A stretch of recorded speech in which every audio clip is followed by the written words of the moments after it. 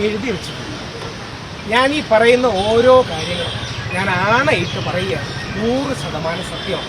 സ്വാമി അയ്യപ്പനാണ്, മഹാത്മാഗാന്ധിയാണ്, എനിക്ക് 2 മക്കളുണ്ട്, യാഗം ചെയ്തു. അവരാണ് ഈ പറയുന്ന ഓരോ കാര്യവും സത്യമാണ്. ഒന്നാമത്തെ എൻ്റെ ബോധ്യം, നമുക്കൊരിക്കലും കള്ളത്തെ കള്ളം കൊണ്ട് ജയിക്കാൻ കഴിയില്ല, കള്ളത്തെ സത്യം കൊണ്ടേ ജയിക്കാൻ കഴിയും. ഇരുട്ടിനെ ഇരുട്ടുകൊണ്ട് തോൽപ്പിക്കാൻ കഴിയില്ല, വെളിച്ചം കൊണ്ടേ തോൽപ്പിക്കാൻ കഴിയില്ല. വെറുപ്പിനെ വെറുപ്പ് കൊണ്ടല്ല, ബഹുമാനവും സ്നേഹം കൊണ്ട് മാത്രമേ ചെയ്യാൻ കഴിയൂ. അതുകൊണ്ടാണ് ഈ വിഷയങ്ങൾ പറയുന്നത്. എന്നോട് ഇപ്പം പറയുന്ന കേസിനെ കുറിച്ച് പറയരുതെന്നാണ്. അതുകൊണ്ട് ഞാൻ കേസിനെ കുറിച്ച് പറയുന്നില്ല. പക്ഷെ ഒരു കാര്യം എനിക്ക് പറയാതിരിക്കാൻ പറ്റില്ല, അതെനിക്ക് പറയാനുള്ള റൈറ്റ് ഉണ്ട്. ഓൾറെഡി നമ്മൾ കോടതിയിലും പറഞ്ഞിട്ടുണ്ട്. എനിക്ക് നോട്ടീസ് തന്നിട്ടില്ല. എനിക്ക് നോട്ടീസ് തന്നാണ് അറസ്റ്റ് ചെയ്തതെന്നാണ് നമ്മുടെ പ്രോസിക്യൂഷൻ അടക്കം കോടതിയിൽ പറഞ്ഞത്. നിങ്ങൾക്കിത് അന്വേഷിക്കാവുന്ന കാര്യമാണ്. ഇനി കേസിനെ കുറിച്ചല്ല, എനിക്ക് കേസിനെ കുറിച്ച് 2 കാര്യങ്ങളുണ്ട്. കേസിനെ കുറിച്ച് പറയരുതെന്നുള്ളതുകൊണ്ട് പറയുന്നില്ല. പക്ഷേ ഈ വ്യാഴാഴ്ച നടന്ന ഒരു കാര്യം എനിക്ക് എന്തായാലും പറയാം. ഈ വ്യാഴാഴ്ച ജാമ്യം കിട്ടേണ്ടതായിരുന്നു. അപ്പോൾ അവിടെ അഡ്വക്കേറ്റ് കയറി ഓപ്പൺ കോടതിയിൽ അടുത്ത കള്ളം പറഞ്ഞു, പോലീസ് റിപ്പോർട്ട് കിട്ടിയില്ല. നിങ്ങൾക്ക് പോലീസിലൊക്കെ ബന്ധമുള്ളതല്ലേ, അന്വേഷിക്കാം. പോലീസ് ഓൾറെഡി റിപ്പോർട്ട് കൊടുത്തിരുന്നു. എന്റെ ഫ്രണ്ടിലിരുന്ന ഇറിറ്റേറ്റഡ് ആയ പോലീസുകാർ അവിടെ വിളിച്ചു ചോദിച്ചു, നിങ്ങൾ എന്താ ഇങ്ങനെ പറഞ്ഞതെന്ന്. അതായത് എനിക്ക് ജാമ്യം നിഷേധിക്കാനായി. സിമ്പിളായിട്ട് പറഞ്ഞാൽ ഇലക്ഷൻ കഴിയുന്നത് വരെ എങ്ങനെയെങ്കിലും എന്നെ അകത്തിടണം, ഇത്ര മാത്രമേ ഉള്ളൂ കാര്യം. അതിന്റെ കാര്യമെന്ന് പറഞ്ഞാൽ ശബരിമല സ്വർണ്ണക്കൊള്ളയ്ക്ക് ബദലായിട്ട് സ്ത്രീ പീഡനം, രാഹുൽ മാങ്കൂട്ടത്തിൽ തുടങ്ങിയ വിഷയങ്ങളാണ് ബഹുമാനപ്പെട്ട മുഖ്യമന്ത്രി അടക്കം റേസ് ചെയ്യാൻ ആഗ്രഹിച്ചത്. ഞാൻ വെളിയിലുണ്ടെങ്കിൽ സാമൂഹ്യ മാധ്യമങ്ങളിലടക്കം അതിനെതിരെ ശക്തമായി ക്യാമ്പയിൻ ചെയ്യുമെന്ന് അദ്ദേഹത്തിന് അറിയാം. അതുകൊണ്ട് എങ്ങനെങ്കിലും ഇലക്ഷൻ കഴിയുന്നവരെ അറസ്റ്റ് ചെയ്തിടണമെന്ന് ആഗ്രഹമാണ്. ഇത് ശരിയാണോ എന്ന് നിങ്ങൾ ഓരോരുത്തരും ചിന്തിക്കണം. 2 പോയിന്റും കൂടെ. ആരോടും ഇതിൽ ദേഷ്യമില്ല, ആർക്കെതിരെയും പരാതിയില്ല. പക്ഷേ ഹൈക്കോടതിയിൽ ഈ കാര്യങ്ങൾ ചൂണ്ടിക്കാണിച്ച് എനിക്ക് നോട്ടീസ് കിട്ടിയില്ല, നോട്ടീസ് തന്നു എന്ന് കള്ളം പറഞ്ഞു തുടങ്ങിയ കാര്യങ്ങൾ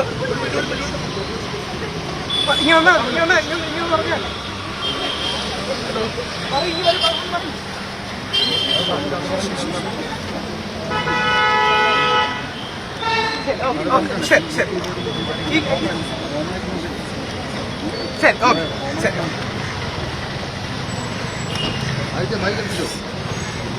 കരഞ്ഞുകൊണ്ട് ഭാര്യ പറയുകയാണ്, പോലീസ് സ്റ്റേഷനിൽ വന്ന് എൻ്റെ അമ്മ കരഞ്ഞുകൊണ്ട് പറഞ്ഞു, മോനെ നിർത്ത്, എന്തിനു വേണ്ടിയാണ് ഞാൻ ആ ഫൈറ്റ് ചെയ്യുന്നത്? ഈ സാധനത്തിന് വേണ്ടിയാണ്.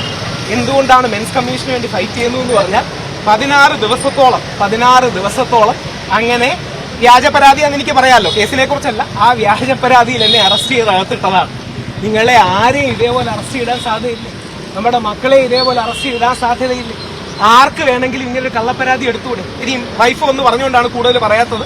ഇനി ഈ കേസിനെ ബാധിക്കാത്ത പ്രധാനപ്പെട്ട മീഡിയക്കാർ അറിഞ്ഞിരിക്കേണ്ട ഒരു കാര്യം, ഞാൻ കഴിഞ്ഞ തവണ ഇതേപോലെ നിരാഹാരം കിടന്നപ്പോൾ, ഇപ്പോൾ ഒരു കാര്യം കൂടെ, നിരാഹാരം മെൻസ് കമ്മീഷന് വേണ്ടിയാണ് കിടന്നത്, അത് പോലീസിനെതിരെയാണെന്ന് ചില ആൾക്കാർ വ്യാഖ്യാനിക്കുന്നത് കണ്ടു. കഴിഞ്ഞ തവണ ഞാൻ ഇതേപോലെ നിരാഹാരം കിടന്നപ്പോൾ, ഞാൻ മാത്രമല്ല ഒരുപാട് പേര് നിരാഹാരം കിടന്നപ്പോൾ ഒരു 4-1 എന്ന സുപ്രീം കോടതി വിധി മാറി. അത് ശബരിമല കേസിലെയായിരുന്നു. അന്ന് ഞങ്ങൾ വിശ്വാസികളുടെ പോരാട്ടം, എന്നെയാണ് ആദ്യമായിട്ട് അറസ്റ്റ് ചെയ്ത് ജയിലിൽ കൊണ്ടുപോകുന്നത്. ആദ്യം അറസ്റ്റ് ചെയ്യപ്പെടുന്നത് എൻ്റെ മുത്തശ്ശിയാണ്, പിന്നീട് അമ്മയാണ്, പിന്നീട് ഞാനും പ്രയാർ സാറുമാണ്. അന്ന് ഞങ്ങൾ നിരാഹാരം കിടന്ന് പോരാടിയപ്പോൾ ഒരു 4-1 സുപ്രീം കോടതി വിധി മാറി. ശരി, ഇതും കൂടെ പറഞ്ഞു നിർത്താം. ഇത് പിന്നെ ഇനി എന്താ അറിയോ, വീട്ടുകാരുടെ ആ സമ്മർദ്ദമാണ്, വീട്ടുകാരുടെ വിഷമവും കൊണ്ട് മാത്രമാണ്. ആദ്യം തന്നെ ദീപയ്ക്ക്, അമ്മയ്ക്ക്, പ്രവീണിന്, നമ്മുടെ വീട്ടുകാർക്ക് എല്ലാം നന്ദി പറയണം. സംസാരിക്കുന്നില്ല, വേറൊരു കാര്യം, ഇതല്ല വേറൊരു കാര്യമാണ്. ശരി, ഇനി 2 കാര്യങ്ങൾ. ഈ കേസോട് യാതൊരു ബന്ധവുമില്ല. ഈ കേസ് സാർ പറയൂ സാർ, എളുപ്പം പറയണം സാർ. കേസുമായിട്ടൊന്നും ബന്ധപ്പെട്ട് പറയുന്നു. എന്താ കണ്ടീഷൻ?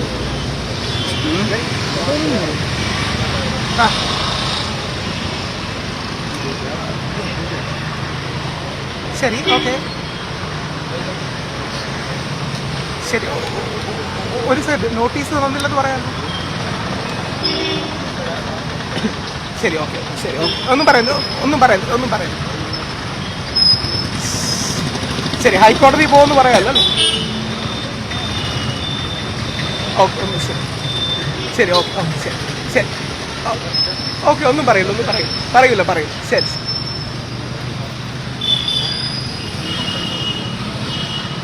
അത് ഇതുമായിട്ട് എന്ത് ബന്ധം സാർ?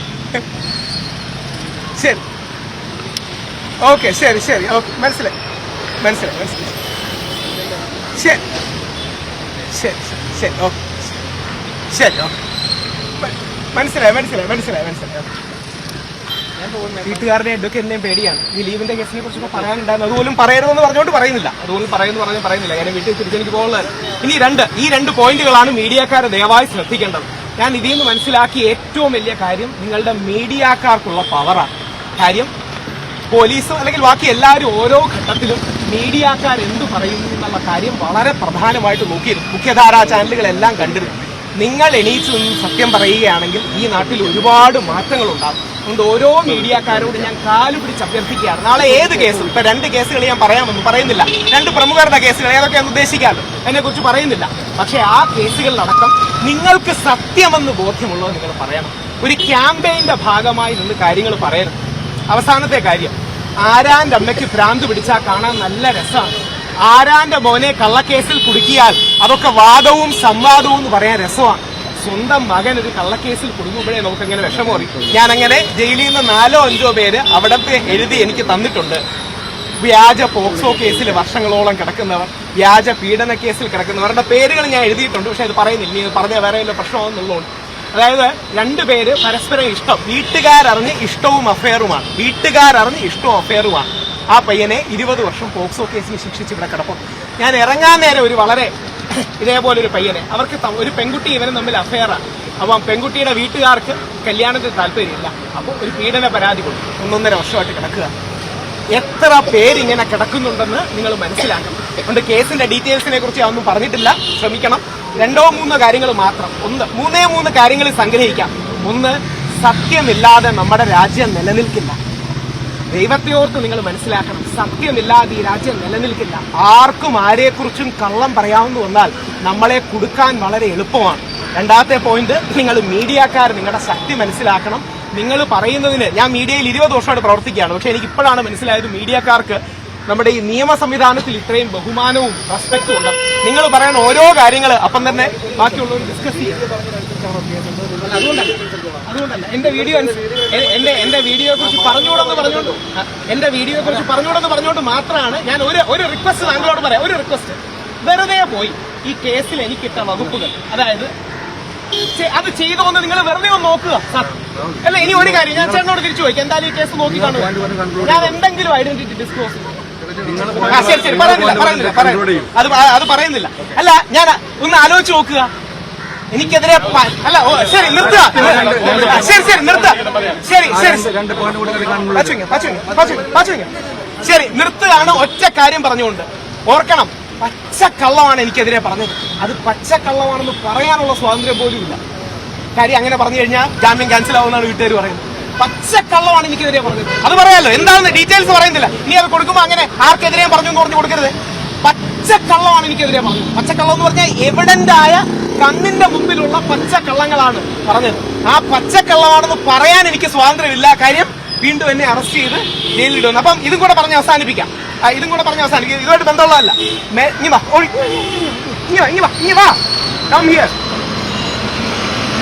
എന്തിനാ ഫൈറ്റ് ചെയ്യുന്നതെന്നറിയാം. നാളെ ഇവനെ പോലുള്ള നമ്മുടെ ആൺകുട്ടികൾ വളർന്നു വരുമ്പോൾ അവരെ കള്ളക്കേസിൽ കുടുക്കി അറസ്റ്റ് ചെയ്യരുത്. നിങ്ങളുടെ മകനെ അറസ്റ്റ് ചെയ്യരുത്, നിങ്ങളുടെ സഹോദരനെ അറസ്റ്റ് ചെയ്യരുത്.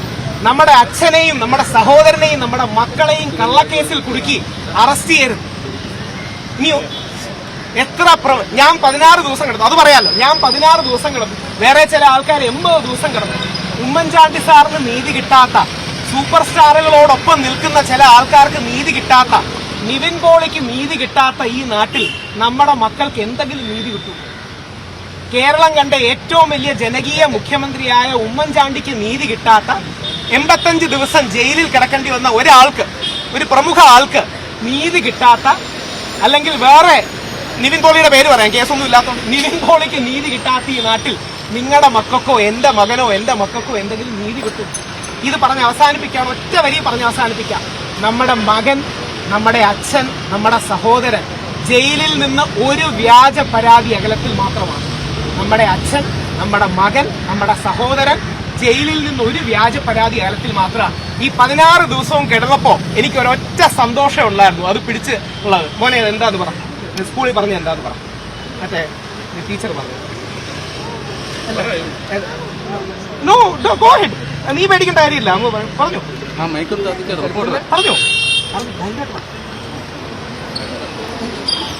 അത് കുഴപ്പമില്ല, പറഞ്ഞിട്ടു.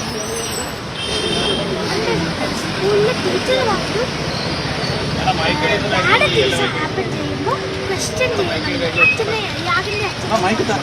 അതായത് മോൻ സ്കൂളിൽ പഠിച്ചപ്പോ ഞാൻ 4 ദിവസം വെള്ളം കുടിക്കാതെ കിടന്നു. 4 ദിവസം വെള്ളം കുടിക്കാതെ. അതിനുശേഷം ഡോക്ടർ വന്ന് പറഞ്ഞു കിഡ്നി അടക്കമുള്ള ചീത്തയാവും. എന്റെ 2 മക്കളെ ഓർത്താണ് നിർത്തിയത്.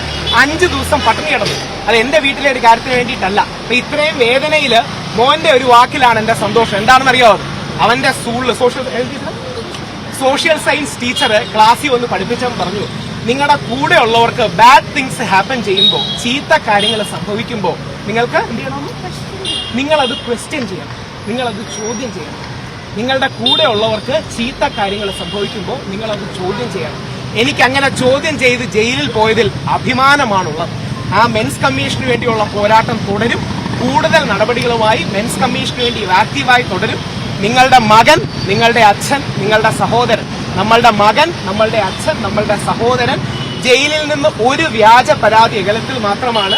എന്റെ മോന്റെ തലയിൽ കൈവച്ച് ഞാൻ പറയുകയാണ്, അയ്യപ്പസ്വാമിയാണ്, മഹാത്മാഗാന്ധിയാണ്, എന്റെ മോന്റെ തലയാണ് സത്യം. ഈ പറഞ്ഞത് 100% സത്യമാണ്. ഈ പറഞ്ഞതിൽ 0.1% പോലും ഞാൻ കള്ളം പറഞ്ഞിട്ടില്ല. 100% സത്യത്തിൽ പറയുകയാണ്. ഇത് നമ്മളുടെ അച്ഛൻ, നമ്മളുടെ മകൻ, നമ്മുടെ സഹോദരന് വേണ്ടിയുള്ള പോരാട്ടമാണ്. നിങ്ങൾ സപ്പോർട്ട് ചെയ്യണം. സഹോദരനടക്കം ഒന്ന് ചെക്ക് ചെയ്യണം. എനിക്കത് പറഞ്ഞ ജാമ്യം ക്യാൻസൽ എന്ന് പറയണേ, ഒന്ന് ചെക്ക് ചെയ്യണം. ചെയ്തോ ഇല്ലയോ ഒന്നും ചെക്ക് ചെയ്തോളൂ. അത് മാത്രമാണ്. രാഹുൽ ഈശ്വർ കി ജയ്.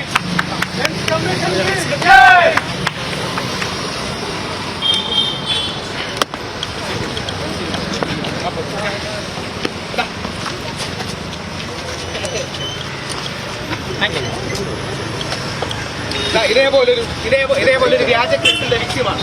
കോടതി എടുത്തു മാറ്റിയാണ്. ഇല്ലെങ്കിൽ ഇതുപോലെ കിടക്കും. ഞാനകത്ത് കാണുന്നുണ്ട്. ഇതേപോലൊരു വ്യാജ, പിന്നെ ഇവിടെ വന്ന എല്ലാവർക്കും സന്തോഷം. അതേപോലെ ഇത് സുനീറിന്റെ ബന്ധുവാണ്. 29 വയസ്സായി. ഇതേപോലെ വ്യാജ പരാതികളിൽ ആത്മഹത്യ ചെയ്തൊരു പയ്യനാണ്. അവരുടെ ബന്ധുവാണ്.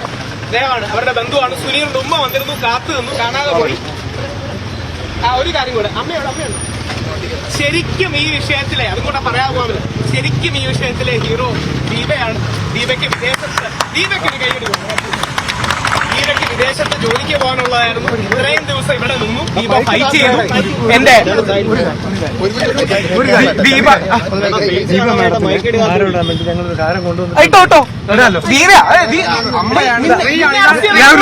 ഇതാണ് അമ്മ, ഇതാണ് അമ്മ, ഇതാണ് പെണ്ണ്, ഇതാണ് ഭാര്യ. ഇനി എന്താ അറിയോ? ഇനി ഇതാണ് ഭാര്യ. ദീപയ്ക്ക് ദീപ, അമ്മ മല്ലിക, പ്രവീണൊക്കെ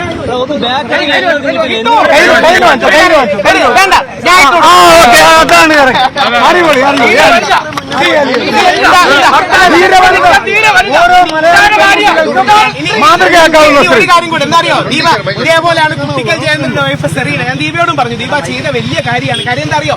സാധാരണക്കാര് പേടിച്ചു പോകും. ദീപ എന്ന് ധൈര്യപരസരം പറഞ്ഞു. ഞങ്ങൾക്ക് നോട്ടീസോ കാര്യങ്ങളോ ഒന്നുമില്ല പറയുന്നില്ല. ശരി, ദീപ ധൈര്യപരസരം കാര്യങ്ങൾ പറഞ്ഞു. ഇതിന്റെ പ്രശ്നം എന്താ അറിയാമോ? ഈ ദീപയുടെ പേടി, ദീപയ്ക്ക് ഇപ്പം പേടിയില്ലേ? ഈ പേടിയാണ് ഗവൺമെന്റ് ആഗ്രഹിക്കുന്നത്. സോഷ്യൽ മീഡിയയിൽ ആരും ഒന്നും പറയരുത്. ഈ 2 പ്രധാന കാര്യങ്ങളെ കുറിച്ച് വേറെ ആരും ഒരു ക്യാമ്പയിൻ ചെയ്യരുത്. കാര്യം അവരുടെ ഇലക്ഷൻ പ്രചരണം അതായിരുന്നു. ശബരിമല സ്വർണ്ണക്കൊള്ള ആയിരുന്നു യഥാർത്ഥത്തിൽ ഇലക്ഷൻ ചർച്ച ചെയ്യേണ്ടത്. വിഷയം മാറ്റാൻ വേണ്ടി ബഹുമാനപ്പെട്ട മുഖ്യമന്ത്രി അടക്കം ഇലക്ഷൻ ദിവസം എന്ന് പറയുകയാണ്, ഒന്ന് തെള്ളുവെന്ന് പറഞ്ഞു. അപ്പൊ അതിനെതിരെ ഞാൻ പറയുമെന്നറിയാം. അപ്പൊ എന്താ, ഇലക്ഷൻ തീരുന്നതിനകത്ത് കിടക്കും. അപ്പൊ ദീപയ്ക്ക്, ഞാൻ ഇതായിട്ട് പറയില്ല, ദീപ എന്ന സാധാരണ സ്ത്രീയിൽ ഉൽപ്പാദിപ്പിക്കപ്പെടുന്ന ഈ ഭീതിയാണ് ഭരണകൂടങ്ങൾ ഉപയോഗിക്കുന്നത്. ഇത് ചോദ്യം ചെയ്യാൻ നമ്മൾ മാത്രമല്ല. ഇനി ഒരു കാര്യം കൂടെ, ഇതേ ബന്ധമില്ല. അതുകൊണ്ട് നിങ്ങൾ തീർച്ചയായും ചെയ്യണം. ഇനി ഒരു കാര്യം കൂടെ, ഞാൻ കോടതി പറഞ്ഞ വാദം എടുത്തു പറയുകയാണ്. ഞാനൊരു വിഡ്ഢികളുടെ സ്വർഗത്തിൽ ജീവിക്കുന്ന വ്യക്തിയാണ്. ഒരു ഫൂൾസ് പാരഡൈസിൽ ജീവിക്കുന്ന സ്വപ്നജീവിയും അന്ധവിശ്വാസിയുമാണ്. എന്റെ സ്വപ്നം കൂടെ പറഞ്ഞിട്ട് അവസാനിപ്പിക്കാം. എന്റെ സ്വപ്നം എന്ന് പറഞ്ഞാൽ, നാളെ CPM MLA ശ്രീ മുകേഷിനെതിരെ വ്യാജ പരാതി വരുമ്പോൾ കോൺഗ്രസും BJP-ക്കാരും എണീച്ചു എന്ന് പറയണം, മുകേഷിനെ ദ്രോഹിക്കരുത്, അത് വ്യാജ പരാതിയാണ്. കോടതിയിൽ അനുകൂല പരാമർശം മുകേഷിന് അനുകൂലമായിട്ടുണ്ടെന്ന്. നാളെ അതേപോലെ കോൺഗ്രസിലെ ഇപ്പം വിവാദത്തിലായ വ്യക്തി, അതേപോലെ എൽദോസ് കുന്നപ്പള്ളിയും വരുമ്പോ അവർ പറയണം, കോടതി ഇവർക്ക് അനുകൂലമായി പരാമർശങ്ങൾ കൊടുത്തിട്ടുണ്ടെന്ന്. അല്ലെങ്കിൽ നാളെ ശ്രീ സുരേഷ് ഗോപിക്കെതിരെ നിങ്ങളടക്കം ഇത്രയും മാധ്യമങ്ങൾ നിൽക്കുന്ന അവസരത്തിൽ outraging the modesty of the woman എന്ന കള്ളക്കേസ് എടുക്കുമ്പോൾ CPM-ഉം കോൺഗ്രസും പറയണം, രാഷ്ട്രീയമൊക്കെ വേറെയാണ്, അയാളെ ഞങ്ങൾക്ക് രാഷ്ട്രീയപരമായ എതിർപ്പാണ്, പക്ഷെ കള്ളക്കേസ് കൊടുക്കരുത്. ഇത് കോൺഗ്രസോ CPM-ഓ BJP-യോ അല്ല, നമ്മുടെ നാട്ടിൽ സത്യം വേണം. ആ സത്യം മാത്രമാണ് പറയുന്നത്. ഞാൻ എഴുതി വെച്ചിട്ടുണ്ട് ചില കാര്യങ്ങൾ. അഡ്വക്കേറ്റിനോട് സംസാരിച്ച് പറ്റുമെങ്കിൽ നാളെയോ മറ്റന്നാളോ പറയാം.